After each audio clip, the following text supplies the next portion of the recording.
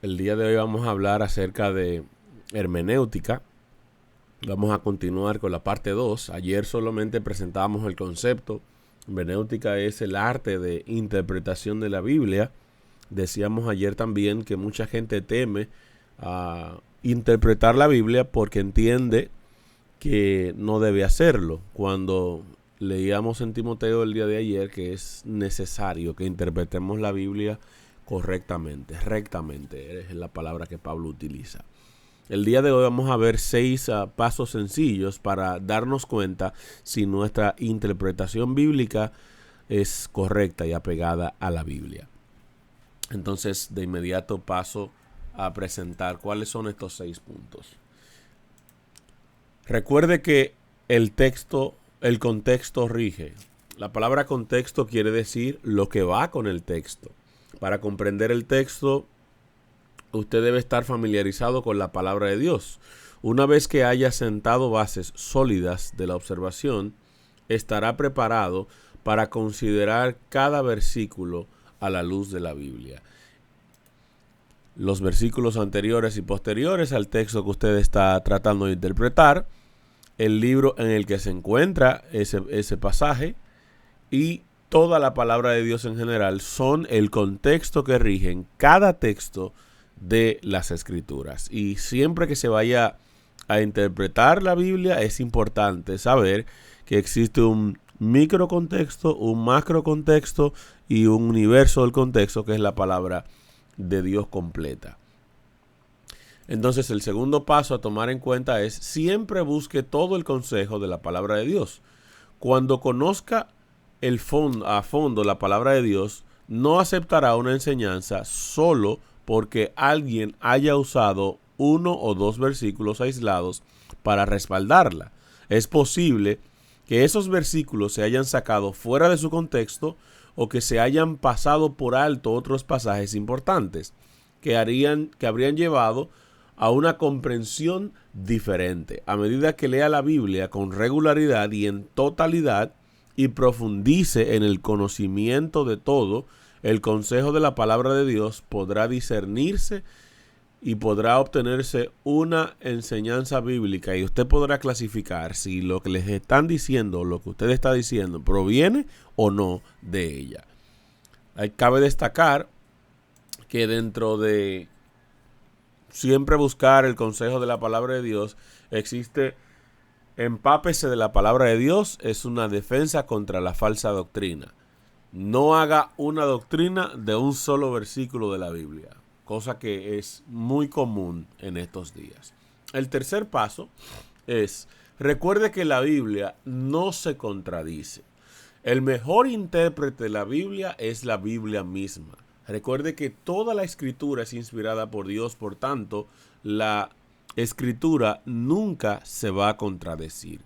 La Biblia contiene toda la verdad que pudiera necesitar para cualquier circunstancia de la vida. A veces, sin embargo, le pudiera resultar difícil conciliar dos verdades aparentemente contradictorias que se aprenden en las escrituras. Un ejemplo de esto sería el de las enseñanzas sobre la soberanía de Dios y la responsabilidad del hombre. Cuando se enseña en la palabra dos o más verdades que parecen estar en conflicto, recuerde que los seres humanos tenemos una mente finita. No lleve una enseñanza a un extremo al que no la llevaría Dios. Más bien, humille su corazón en fe y crea lo que dice Dios. Aun cuando de momento no pueda comprender o conciliar perfectamente lo que Él dice. El mejor intérprete de la Biblia es la Biblia misma. Número 4. No base sus convicciones en un pasaje oscuro de las Escrituras. Un pasaje oscuro es uno cuyo significado no se puede entender con facilidad. Como es difícil entender estos pasajes, aun cuando se emplean los correctos principios de interpretación, no se deben usar como base para establecer ninguna doctrina. El pasaje oscuro es uno cuyo significado no se puede entender con facilidad y no establezca doctrinas de uno de estos pasajes. Busque uno paralelo con más claridad. Quinto paso, interprete las escrituras. La Biblia no es un libro místico. Dios nos habla para que consideremos la verdad, para que conociéramos la verdad. Por lo tanto, tome la palabra de Dios en sentido literal, es decir, en un sentido natural y normal. Busque en primer lugar la enseñanza clara de un pasaje, no un significado oculto. Comprenda y reconozca las figuras retóricas e interprételas como tales. Respete el estilo literario del autor, interprete de acuerdo al estilo literario. Y los siguientes son algunos libros de estilos literarios que se emplean en la Biblia. Por ejemplo, el libro histórico como el que estamos estudiando es el libro de Hechos. Por tal razón, todo lo que vaya a interpretarse de él debe ser considerado literal, puesto que es historia, es algo verídico y no subjetivo. Proféticos, como el libro, por ejemplo, de Apocalipsis. Aquí el lenguaje que se utiliza es un lenguaje pues figurativo y debo cuidarme de hacer pues de un texto que no es literal, algo que sí lo es, e interpretarlo como si lo fuera. Por ejemplo, libros biográficos, tenemos a Lucas. Didáctico o de enseñanza tenemos a Romano. Otro libro poético es el libro de los Salmos. Un libro epistolar, una carta, tenemos a Segunda de Timoteo, por ejemplo, o todas las cartas que Pablo escribió. Y un libro sapiencial sería el de Proverbios. Ahí hay consejos de sabiduría. Dependiendo, pues, el estilo literario que se utilice, debemos aplicar entonces la interpretación teniendo esto en cuenta. Y sexto y último sería, busque el significado único del pasaje. Dice aquí, al interpretar un pasaje de la Biblia, siempre procure entender lo que el autor tenía en mente. No tergiverse en ningún versículo para respaldar una idea que no enseña con claridad, que no se enseña con claridad en el texto, a no ser que el autor del libro indique que hay otro significado en lo que dice.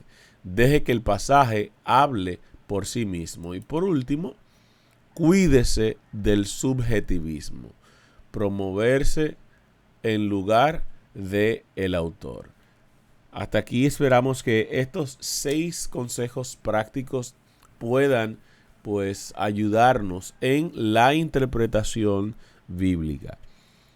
El día de hoy vamos a recibir pues la palabra de Dios, el capítulo número 12 del libro de los Hechos, a cargo de mi hermano Víctor Campuzano. Él es quien tendrá pues los destinos de la predicación el día de hoy. Víctor, el tiempo que resta es tuyo. Muchas gracias, Marcial. Bendiciones para todos. El libro de Isaías, capítulo 30, versículo 21, dice: entonces tus oídos oirán a tus espaldas palabras que digan, este es el camino, andad por él, y no echéis a la mano derecha, ni tampoco torzáis a la mano izquierda. Vamos a orar. Dios, gracias por esta importante oportunidad que nos das en este momento de compartir tu palabra. Que tu palabra, Señor, pueda llegar a nuestro corazón y conforme a tu gracia y misericordia pueda conquistar las áreas que tú necesitas conquistar. Que este mensaje de esta mañana, Señor, pueda ser de bendición para cada uno de nosotros. Pero más que nada, Señor, sea tu Espíritu Santo el que pueda guiar mis palabras y todo el resto de esta programación. En el nombre de Jesús. Amén. Quiero que me acompañen, por favor, al libro de Hechos, capítulo 12. Vamos allí a trazar unas cuantas ideas y me gustaría, por favor, que me puedan acompañar para entonces poder trabajar juntos este capítulo 12 del libro de Hechos, que yo he titulado el tema de esta mañana, rescatado. Y realmente los apóstoles, Pedro, habíamos hablado en un texto anterior, Pedro fue un hombre completamente transformado. Podemos decir en sentido literal, figurativo, como, bueno, más que nada en sentido literal, que Pedro fue un hombre rescatado. Rescatado de su forma de ser, rescatado de sus convicciones, rescatado y transformado, porque la verdad es que el Pedro de Mateo, cuando veíamos a un Pedro muy impulsivo, cuando veíamos a un Pedro con tantas cosas, y ver a este Pedro de ahora, la verdad es que el Señor realmente lo rescató y lo transformó. Los apóstoles realizaron muchos milagros, pero en realidad eran actos divinos que eran realizados a través de las manos de los apóstoles. Las semejanzas con los milagros de Jesús quizá fueron para recordar a la iglesia, incluidos a nosotros el día de hoy, que lo más importante no es tanto el instrumento, sino el grado de entrega que tiene ese instrumento hacia Dios. Cuando nosotros permitimos plenamente que Dios nos utilice para la causa del Evangelio, pueden ocurrir grandes cosas. Pedro no solo resucitó a Tabita,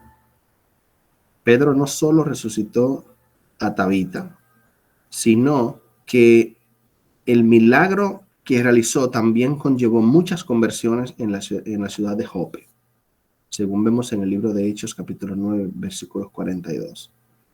El celo que tenía Pedro en defensa de la causa de Cristo había inducido a muchos a decidirse por el Evangelio, y los magistrados temían que si se le daba oportunidad de defender su fe en presencia de la multitud que había acudido a la ciudad para adorar, su liberación sería exigida al rey. En el libro Hechos de los Apóstoles, escrito por Elena de White, vamos a encontrar esta cita allí en la página 117. Sin duda alguna, Dios tenía una misión especial para Pedro. En 2 ocasiones le libró de la cárcel a través de su ángel. Vamos a leer allí capítulo 5 del libro de Hechos, capítulo 5, verso 17 hasta el 20.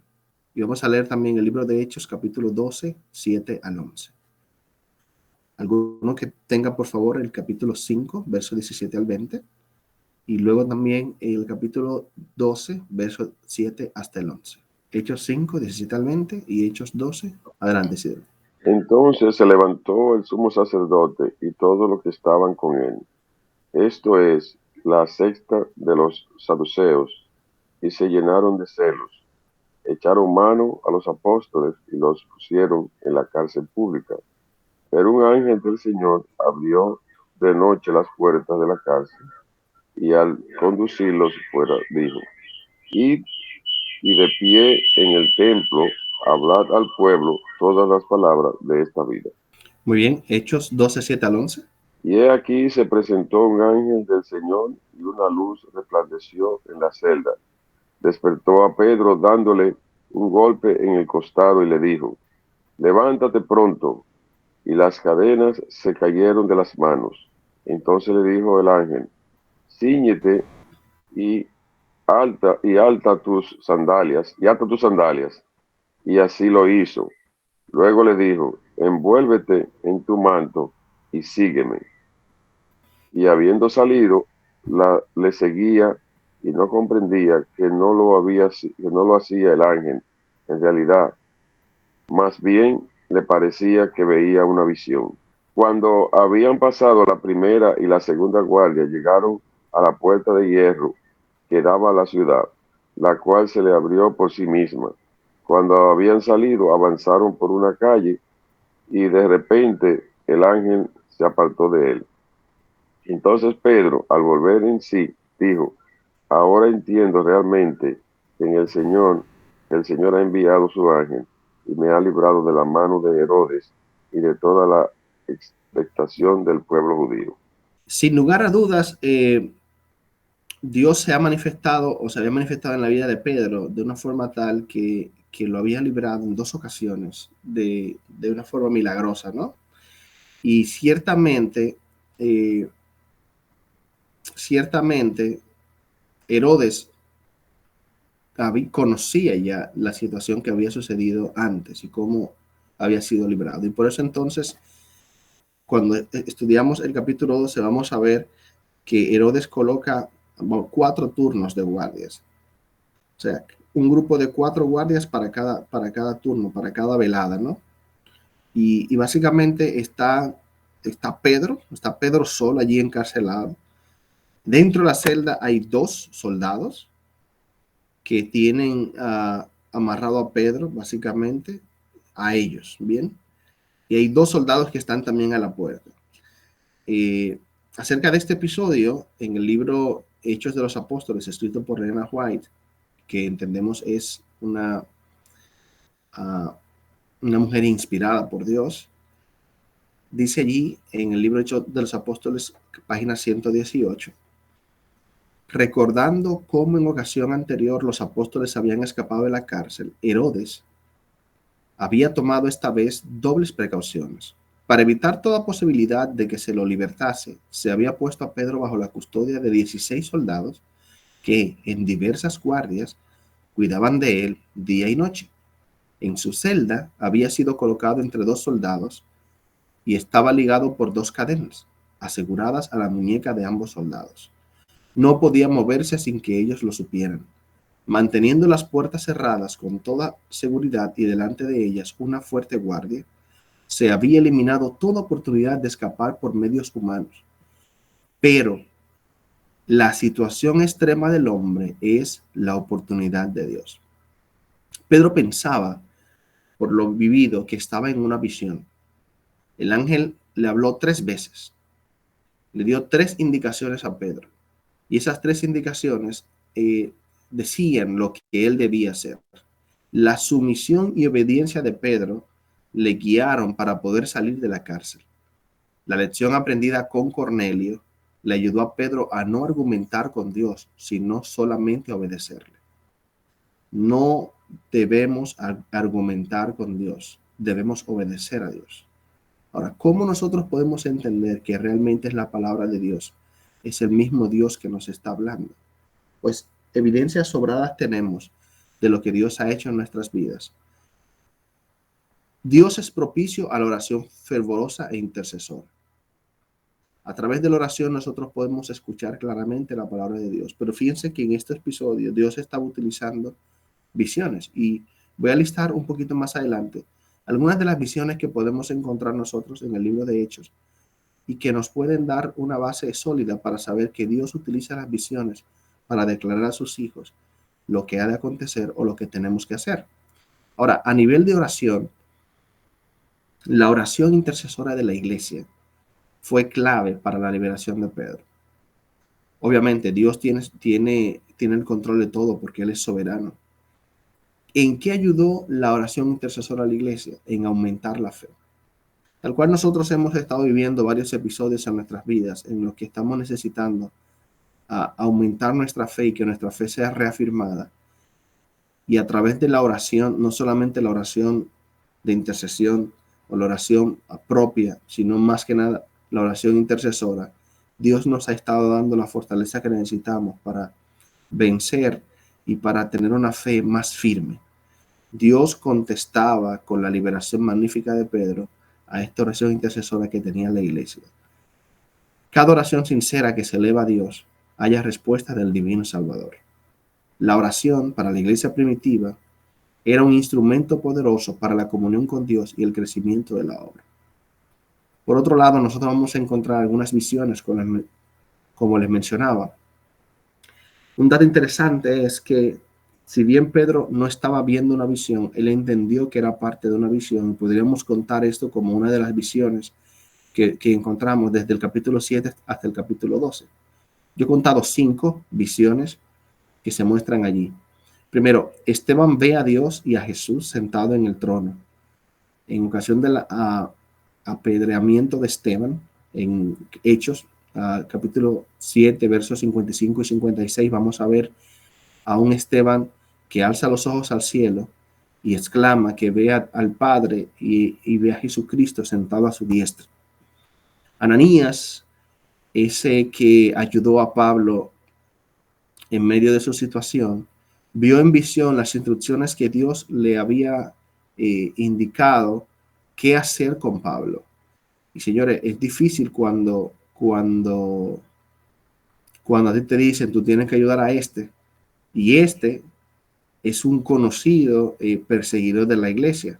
Por eso es tan importante no argumentar con Dios, sino simplemente obedecer. Dios podía utilizar cualquier otro instrumento, porque Él quería, obviamente, Él es soberano y Él utiliza el instrumento que le dé, vamos a decir, que le venga en su voluntad, ¿no? Sin embargo, Él quería utilizar a Ananías para enseñarle que Él transforma los corazones, y en ocasión de cuando Pablo fue tumbado al suelo y quedó ciego, Dios utilizó a Ananías como un instrumento para que llevase la vista de nuevo a Pablo. Eso lo vemos en el capítulo 9 de Hechos, versos 10 hasta el 16. Señores, Dios le mostró a Cornelio a través de una visión, bien, que él debía mandar a buscar a Pedro. O sea, Dios se muestra a quienes son devotos a él. Cornelio, si bien no era un judío tal cual, era un devoto seguidor de Dios. O sea, Cornelio seguía a Dios y sus enseñanzas. Ahora bien, como no era judío tal cual, Dios le enseña a Pedro a que no debe nuevamente argumentar con él, sino lo que necesita es simplemente cumplir la palabra. Dios le enseña a Pedro una lección que le va a servir para toda su vida de ahí en adelante. Dios le enseña a Pedro que no debemos hacer acepción de personas y que el mensaje es para todos. Así que el Señor, a través de una visión en el capítulo 10 de Hechos, versículos 3 al 6, le muestra a Cornelio que debe mandar a buscar a Pedro. Y entonces Pedro recibe la orden de no llamar inmundo a lo que Dios limpió, según Hechos 10, versículos 9 hasta el 16. Dios tiene distintas formas de comunicar a sus hijos su voluntad. Es solo cuando estamos bajo la influencia del Espíritu Santo que podemos ver manifestada su gloria bendita, su voluntad. El Espíritu está deseoso de que le escuchemos.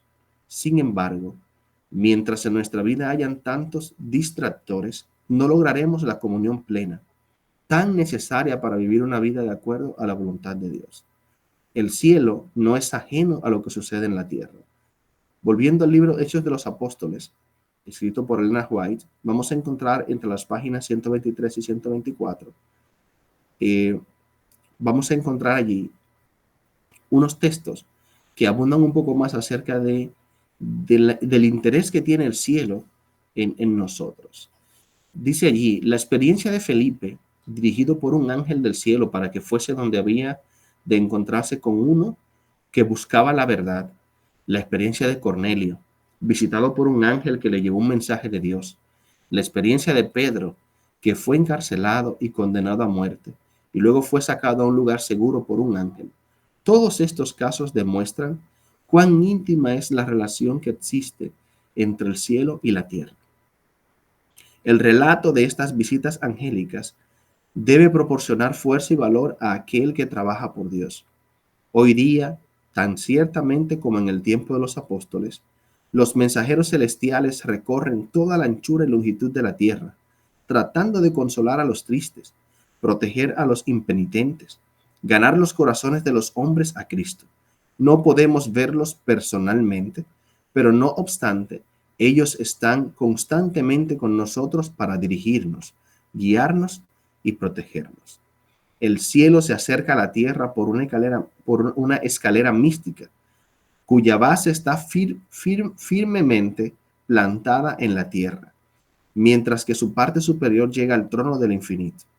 Los ángeles están constantemente ascendiendo y descendiendo por esta escalera de deslumbrante resplandor, llevando las oraciones de los menesterosos y angustiados al Padre Celestial, y trayendo bendición y esperanza, valor y ayuda a los hijos de los hombres. Esos ángeles de luz crean una atmósfera celestial en derredor del alma, elevándonos hacia lo invisible y eterno. No podemos contemplar sus formas con nuestra vista natural. Solamente mediante una visión espiritual podemos discernir las cosas celestiales.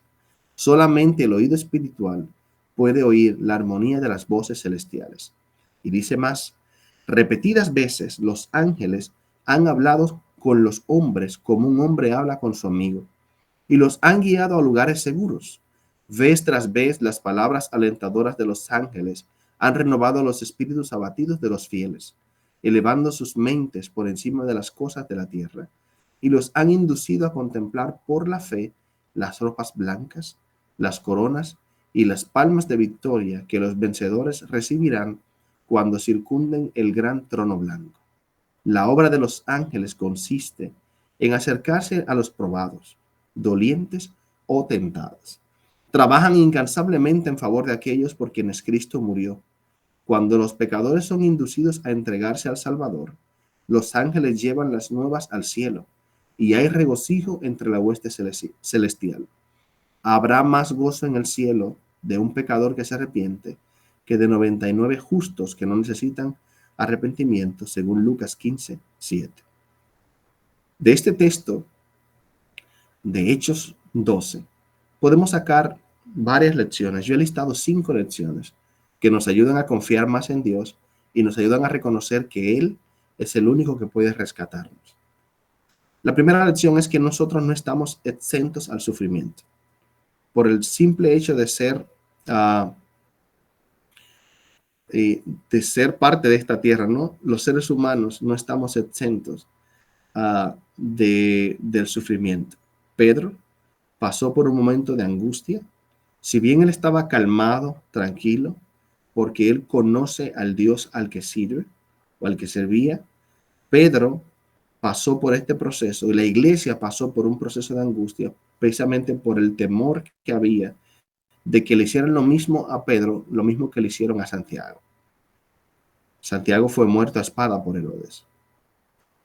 Así que la primera lección que aprendemos justamente de este texto, o que puedo resaltar de este texto, es que no estamos exentos al sufrimiento, a la angustia, al dolor, al maltrato, a la persecución. Número 2, la oración intercesora es poderosa. Si vamos al libro de Santiago, el capítulo 5, versículo 13 hasta el 15.